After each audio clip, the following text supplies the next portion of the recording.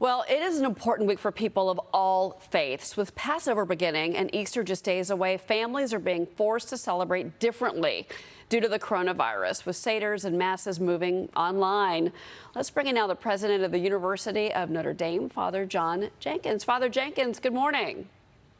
Great to be with you, Cheryl. Thanks for having me on. Yeah. So this is obviously a very difficult time, a historic time for our nation. How can we unite together, and how can our faith help us get through what is certainly going to be a very different celebration this weekend?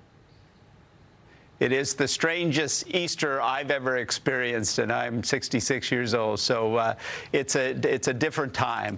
But what I'd say, it's true of both Passover celebration and Easter celebration, is that Passover celebrates a time after the bondage in Egypt, a difficult time.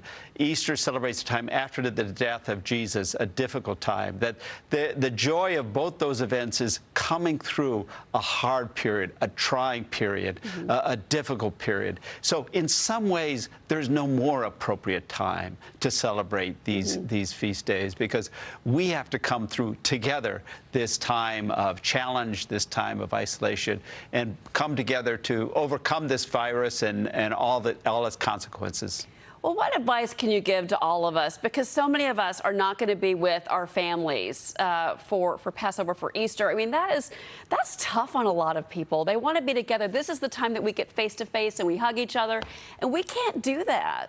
How do we celebrate online and still kind of get the same warmth and joy out of the holiday?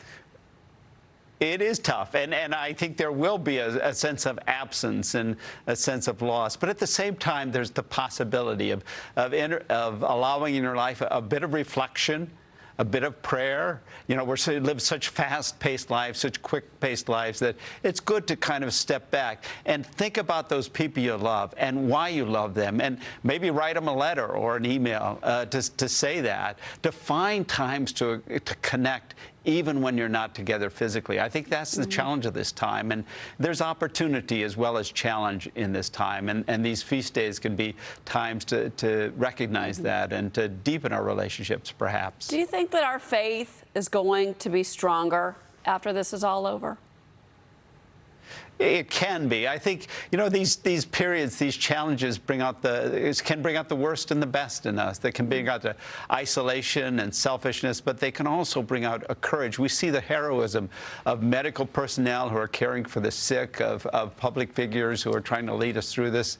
It can be a great time, but it's a decision point. It's an opportunity, and we have to take advantage of it. We can't allow ourselves to succumb to selfishness, to isolation. We have to find ways to move beyond that and overcome it. And really, that's what Easter is about. That's what Passover is about, I think. Father Jenkins, I wish you a wonderful Easter holiday, and I hope that Sunday is a good day for you and everyone that you celebrate with. Thank you so much, sir.